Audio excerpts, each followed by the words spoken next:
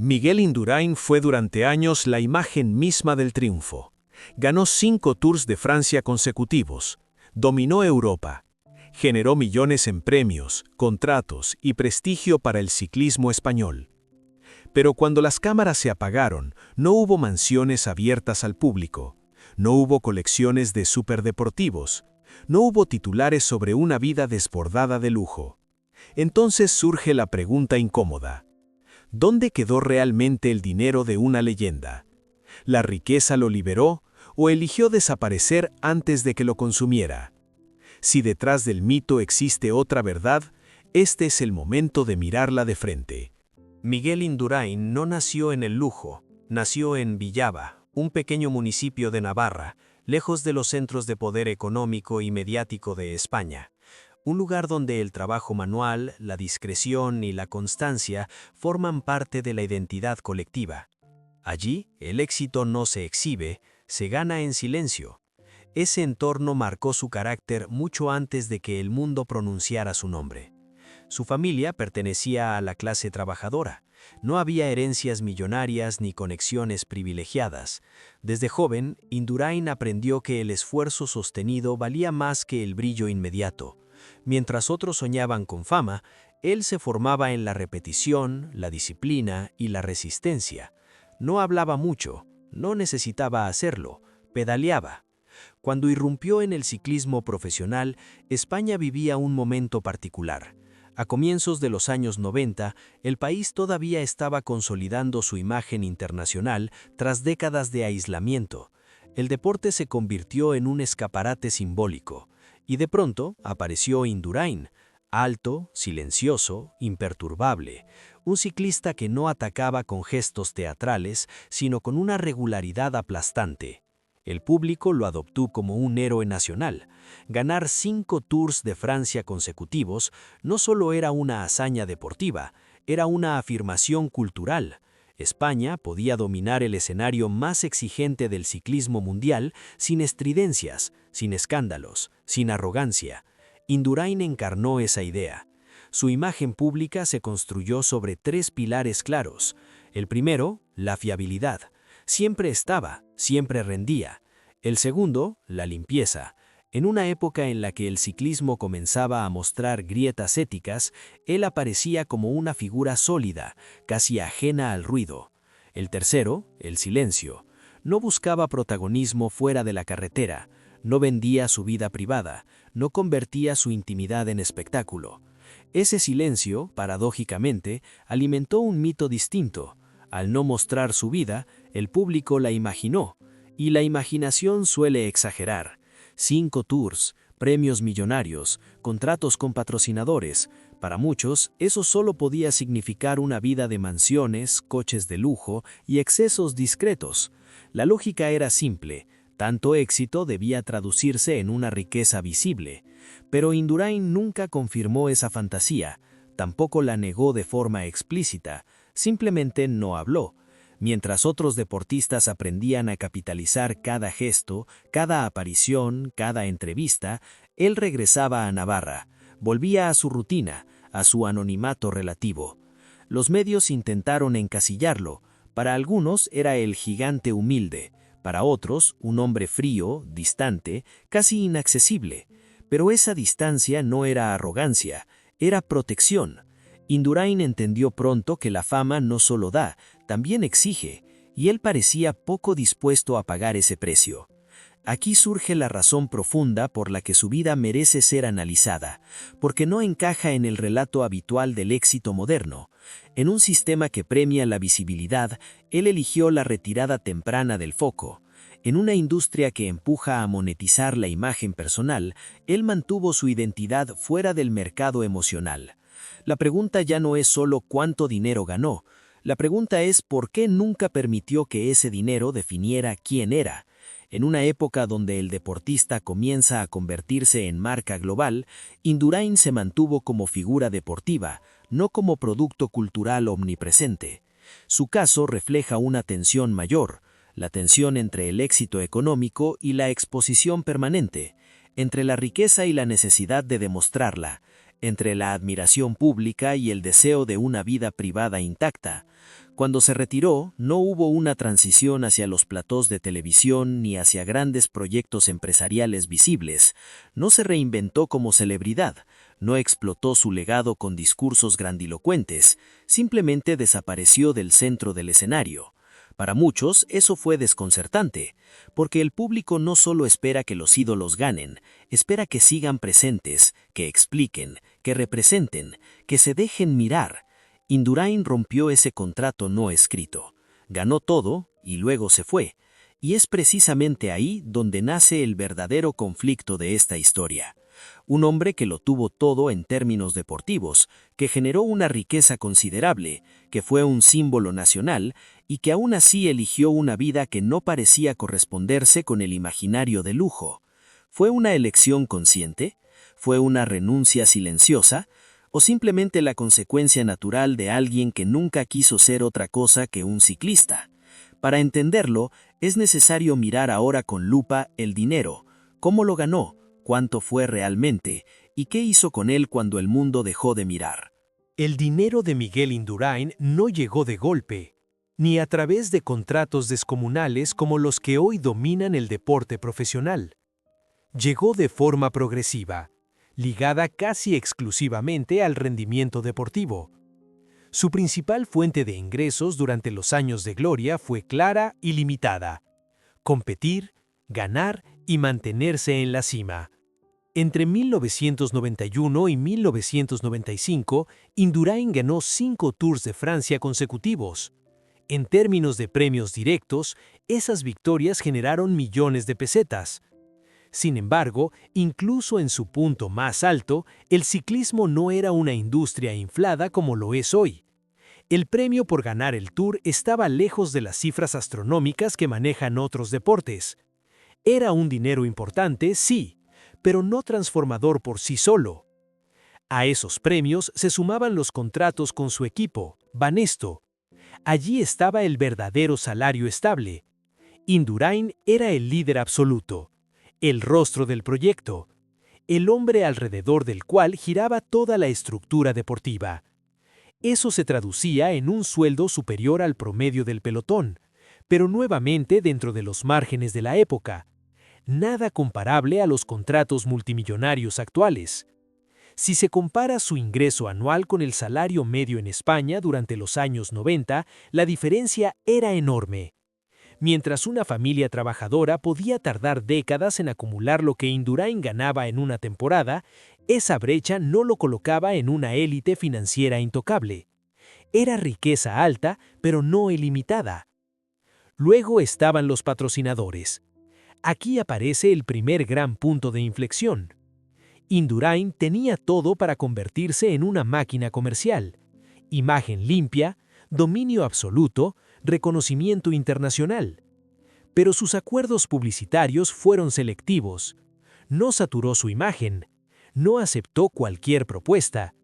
Eligió pocas marcas, generalmente vinculadas al deporte, la banca o productos de prestigio sobrio. Eso significó menos ingresos a corto plazo, pero también menos exposición, menos compromisos, menos dependencia del mercado publicitario. Mientras otros deportistas convertían cada victoria en una oportunidad para multiplicar contratos, Indurain parecía cómodo manteniendo un perfil contenido. Esta decisión tuvo consecuencias claras. Su riqueza creció, pero no se disparó. No hubo un efecto bola de nieve. No creó empresas alrededor de su nombre. No explotó licencias masivas. No se convirtió en un rostro omnipresente en campañas comerciales. Aquí surge la pregunta central. ¿Fue una oportunidad perdida o una elección consciente? Porque el dinero que no se busca activamente rara vez llega solo. Indurain no persiguió la expansión financiera, se concentró en su carrera y cuando terminó cerró esa etapa sin intentar prolongarla artificialmente. A diferencia de otros campeones que siguieron facturando gracias a su pasado, él redujo su exposición. El flujo de ingresos se estabilizó. No desapareció, pero dejó de crecer de forma agresiva. Su economía pasó de la expansión al control. El resultado fue una situación paradójica. Indurain ganó mucho más que la mayoría de los españoles de su generación, pero mucho menos de lo que su estatus simbólico hacía imaginar. El mito del ciclista millonario chocaba con una realidad mucho más sobria. Y ese contraste abre la puerta a la siguiente cuestión. Si el dinero no se multiplicó sin límites, ¿en qué se transformó realmente? ¿Dónde se materializó esa riqueza acumulada durante años de dominio absoluto? La respuesta no está en cifras abstractas, está en los espacios que eligió habitar. Cuando se habla de riqueza, el primer reflejo suele ser el mismo. Casas grandes, ubicaciones exclusivas, propiedades que funcionan como símbolos visibles del éxito. En el caso de Miguel Indurain, esa lógica se rompe por casi completo. Durante los años de mayor fama, muchos asumieron que el ciclista poseía mansiones repartidas por Europa, residencias de lujo en la costa, chalets ocultos tras muros altos. Pero al buscar pruebas concretas, el relato se diluye. No aparecen registros de grandes propiedades internacionales. No hay titulares sobre compras ostentosas. No existen reportajes mostrando interiores fastuosos. La realidad es mucho más sencilla. Indurain fijó su vida en Navarra, en su tierra, en un entorno que conocía y que no exigía representaciones públicas de estatus. Su vivienda no funcionó como escaparate, sino como refugio. Un espacio privado, discreto, alejado de la curiosidad constante. Imaginemos la escena como si fuera una película. Una casa integrada en el paisaje, sin vigilancia visible, sin columnas monumentales, sin la necesidad de impresionar. Al caer la tarde, las persianas bajan, el ruido del exterior se apaga.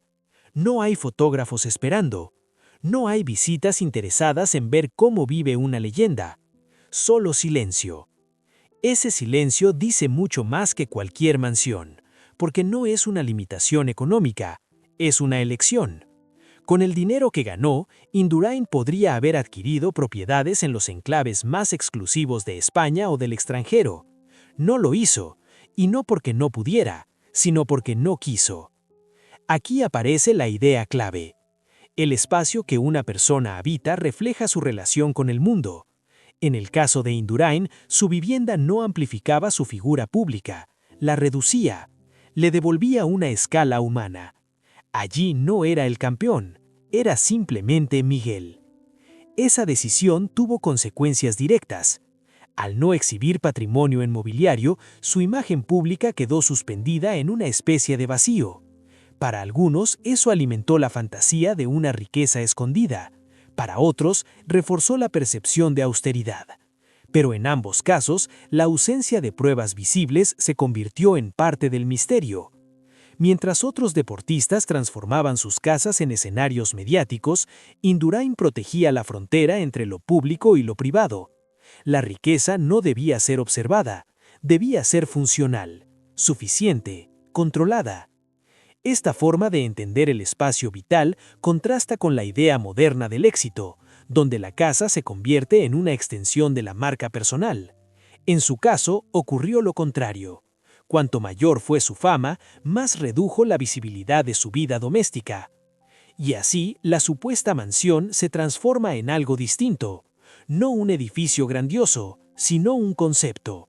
La verdadera mansión de Indurain fue la posibilidad de vivir sin ser observado, de cerrar la puerta y desaparecer del relato colectivo. Pero si no hubo palacios ni residencias de exhibición, surge otra pregunta inevitable. ¿En qué se manifestó entonces su capacidad económica cotidiana? La respuesta aparece en los detalles más simples, en cómo se movía, en cómo gastaba, en lo que decidió no tener. En la cultura del éxito contemporáneo, el automóvil suele ser una declaración, potencia, precio, exclusividad, un mensaje silencioso que dice «he llegado». En el caso de Indurain, ese mensaje nunca existió, no porque no pudiera permitírselo, sino porque no le interesó enviarlo. Durante los años posteriores a su retirada, no aparecen imágenes de superdeportivos, ni colecciones privadas, ni cambios constantes de modelo. Su relación con el automóvil fue funcional, desplazarse, cumplir con la vida cotidiana, llegar y volver. Nada más. El coche no era una extensión de su identidad pública, era una herramienta. Este detalle, aparentemente menor, revela un patrón más amplio. La riqueza de Indurain no se tradujo en consumo ostentoso. No hubo relojes exhibidos como trofeos, no hubo ropa de diseñador convertida en uniforme, no hubo una narrativa de lujo construida a base de objetos. Su gasto se mantuvo dentro de un marco reconocible: vida familiar, compromisos institucionales puntuales, apariciones controladas. El dinero estaba presente, pero no ocupaba el centro de la escena. No definía el ritmo de su día a día, no marcaba una distancia visible con el entorno que lo rodeaba. Aquí aparece el verdadero contraste. Mientras el imaginario colectivo asocia al campeón con el exceso, la realidad mostraba otra cosa. Un hombre que, tras haber ganado todo, no sintió la necesidad de demostrarlo. Un hombre que no convirtió el consumo en una forma de validación. Este comportamiento genera una incomodidad silenciosa, porque rompe una expectativa muy arraigada, la idea de que el éxito debe notarse, de que la riqueza debe verse. Indurain desafió esa lógica. Eligió una forma de lujo menos evidente y más difícil de aceptar para el público: la normalidad. Pero esta elección también tuvo un costo. Al no construir una imagen de prosperidad visible, su figura se volvió menos atractiva para ciertos circuitos mediáticos. El espectáculo necesita símbolos claros: casas enormes, coches llamativos, historias fáciles de contar. La vida de Indurain no ofrecía eso. Así, su austeridad relativa se transformó en invisibilidad, no por falta de méritos, sino por exceso de coherencia. En un mundo que premia la exageración, él mantuvo la proporción. Y la proporción rara vez hace ruido. El dinero en su caso funcionó como un amortiguador.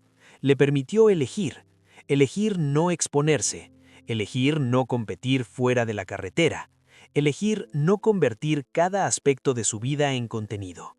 Ese es el núcleo del llamado lujo en su historia. No los objetos, sino la libertad de decir no. Sin embargo, esta libertad plantea una última pregunta dentro de este bloque. Si no hubo mansiones visibles, ni coches icónicos, ni consumo desmedido, ¿qué queda entonces cuando se apagan los focos? Queda una figura sólida pero silenciosa, respetada pero distante, admirada pero poco conocida en lo personal. Un campeón que decidió vivir sin subrayar su condición de campeón. Y esa decisión nos obliga a mirar más allá de los objetos, a comparar, a medir las consecuencias, a entender qué ocurre cuando alguien se niega a cumplir el guión que el éxito parece exigir. Para comprender el verdadero significado de las elecciones de Indurain, es necesario situarlo frente a sus contemporáneos, no para juzgar, sino para observar el contraste. En el ciclismo de los años 90 convivían dos modelos de éxito. Por un lado, el del campeón que capitaliza cada victoria y convierte su nombre en una plataforma económica expansiva. Por otro, el del atleta que entiende la fama como una fase transitoria y no como un proyecto vital permanente. Indurain se alineó, de forma clara, con el segundo. Mientras algunos corredores de su generación prolongaron su presencia mediática mediante negocios, apariciones constantes y una explotación intensiva de su imagen, él eligió desaparecer del circuito del espectáculo. No hubo una transición hacia la celebridad, no hubo un relato de reinvención pública. Esa ausencia no fue casual, fue coherente con todo lo anterior. El resultado fue inmediato. En términos económicos, su patrimonio creció de forma estable, pero no exponencial. En términos simbólicos, su figura empezó a difuminarse fuera del ámbito estrictamente deportivo. El ciclismo lo recordaba, el público general cada vez menos. Y en una sociedad que mide el éxito por la permanencia en la conversación, el silencio suele interpretarse como pérdida. Aquí aparece la primera consecuencia. La elección de una vida discreta reduce la visibilidad, y la visibilidad es hoy una forma de capital. Al renunciar a ella, Indurain protegió su intimidad, pero también aceptó quedar al margen de ciertas narrativas de poder. No se convirtió en referente empresarial, No lideró grandes proyectos mediáticos, no ocupó espacios donde la fama se recicla en influencia.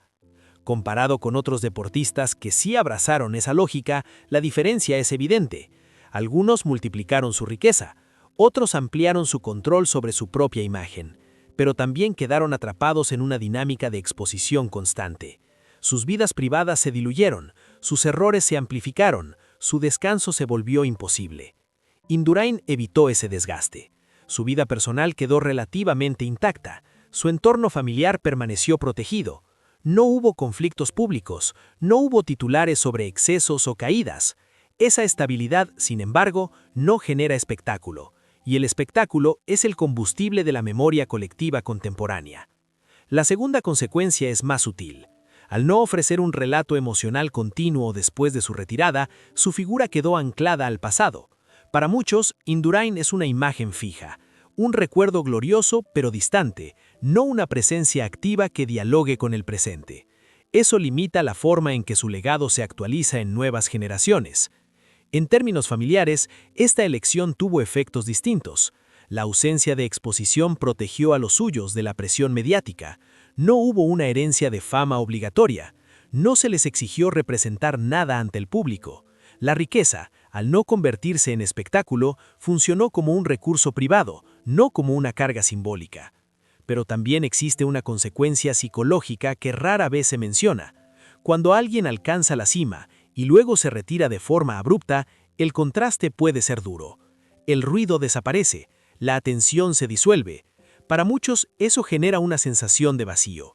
En el caso de Indurain, todo indica que la transición fue asumida como parte natural del ciclo. No intentó prolongar artificialmente su protagonismo, aceptó el cierre. Este punto es clave. La mayoría de las crisis post-élite nacen del intento de seguir siendo lo que ya no se es. Indurain evitó ese conflicto. Al hacerlo, sacrificó visibilidad, pero ganó coherencia interna. No tuvo que sostener una identidad pública que ya no le pertenecía. Socialmente, su caso plantea una pregunta incómoda. ¿Valoramos más a quien permanece en escena o a quien sabe retirarse a tiempo? ¿Medimos el éxito por la acumulación de bienes visibles o por la capacidad de mantener una vida estable después del aplauso? El contraste con el modelo dominante es claro. Hoy la expectativa es que el campeón se convierta en empresario, influencer o figura mediática permanente. Indurain rompió esa secuencia, no porque no pudiera seguirla, sino porque no la consideró necesaria. Esa ruptura tiene un costo narrativo. Su historia es menos explotable, menos dramática, menos escandalosa, pero también más honesta. No hay giros artificiales, no hay reinvenciones forzadas, hay continuidad. La consecuencia final es una figura que incomoda precisamente por su normalidad, un campeón que no necesitó demostrar su éxito a través del exceso, un hombre que aceptó perder presencia pública a cambio de conservar su control sobre su vida. Y esa elección, en un mundo obsesionado con la exposición, sigue siendo una anomalía. Cuando se habla del legado de un campeón, la conversación suele desviarse hacia cifras, trofeos y récords. En el caso de Indurain, ese enfoque resulta insuficiente. Su verdadero legado no está únicamente en lo que ganó, sino en lo que decidió no hacer después. En una época donde el éxito empuja a prolongarse indefinidamente, su retirada marcó un límite claro, y ese límite, con el tiempo, se convirtió en una enseñanza. En términos materiales, su herencia es sobria. No hay imperios empresariales asociados a su nombre. No existen fundaciones gigantescas que reproduzcan su figura. No dejó una red de negocios que continúe explotando su imagen. Su patrimonio, construido con prudencia, parece responder a una lógica de estabilidad y previsión, no de expansión ni de conquista. El dinero cumplió una función concreta: garantizar tranquilidad, no poder. Pero el legado más profundo es simbólico. Indurain demostró que es posible alcanzar la cima sin convertir la vida en un escaparate, que se puede ganar todo y aún así elegir desaparecer del foco sin dramatismo. En un contexto donde la fama se ha vuelto adictiva, su renuncia voluntaria resulta casi subversiva. Esta elección redefine la idea de éxito, no como acumulación infinita, sino como capacidad de cierre. saber cuándo parar, saber cuándo la victoria deja de sumar y empieza a exigir. Indurain entendió que el aplauso tiene un precio creciente y que a partir de cierto punto ya no compensa. Su figura también deja una lección sobre el tiempo. El tiempo del deportista es corto, el del ser humano no. Al no hipotecar su futuro en una identidad pública permanente, se permitió envejecer fuera del juicio constante. No tuvo que reinventarse ante la mirada ajena, no necesitó justificar cada paso. Su vida posterior no estuvo condicionada por la necesidad de seguir siendo relevante. En cuanto a la memoria colectiva, su legado es más frágil y al mismo tiempo más limpio. Frágil porque el silencio no alimenta el recuerdo mediático. Limpio porque no se vio contaminado por escándalos, excesos ni caídas públicas. Su nombre permanece asociado a una época de dominio absoluto y a una forma de competir basada en la regularidad y el control. Para las nuevas generaciones, su historia plantea una disyuntiva. El modelo actual invita a capitalizar cada instante, a transformar la visibilidad en moneda, a no desaparecer nunca.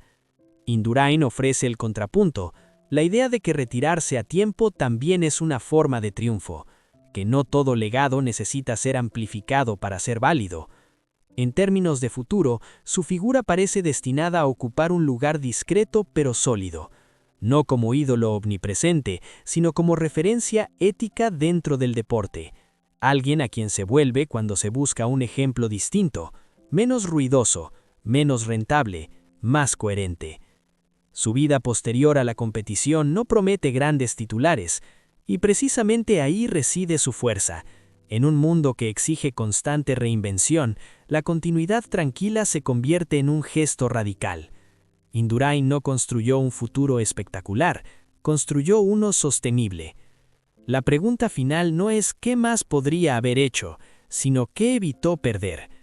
Al renunciar a la explotación máxima de su éxito, conservó algo que muchos campeones sacrifican sin darse cuenta: la posibilidad de una vida normal después de la gloria.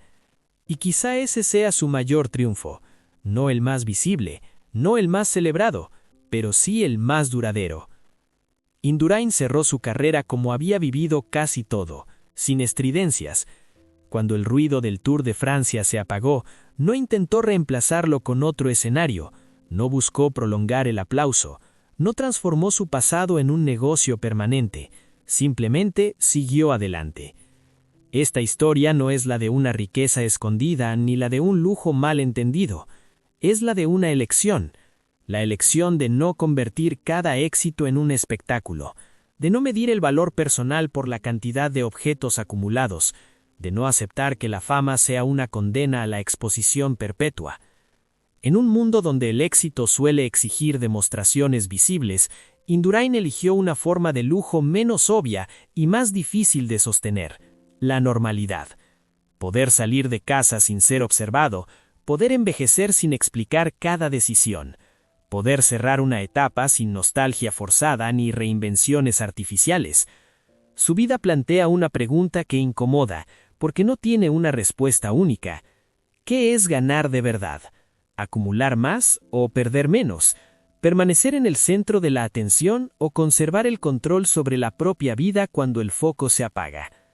Indurain no dejó un imperio financiero ni una narrativa espectacular, dejó algo más silencioso: la prueba de que el éxito no necesita gritar para existir, que retirarse a tiempo puede ser una forma de sabiduría, que la gloria, si no se administra con límites, termina devorando a quienes la persiguen demasiado tiempo.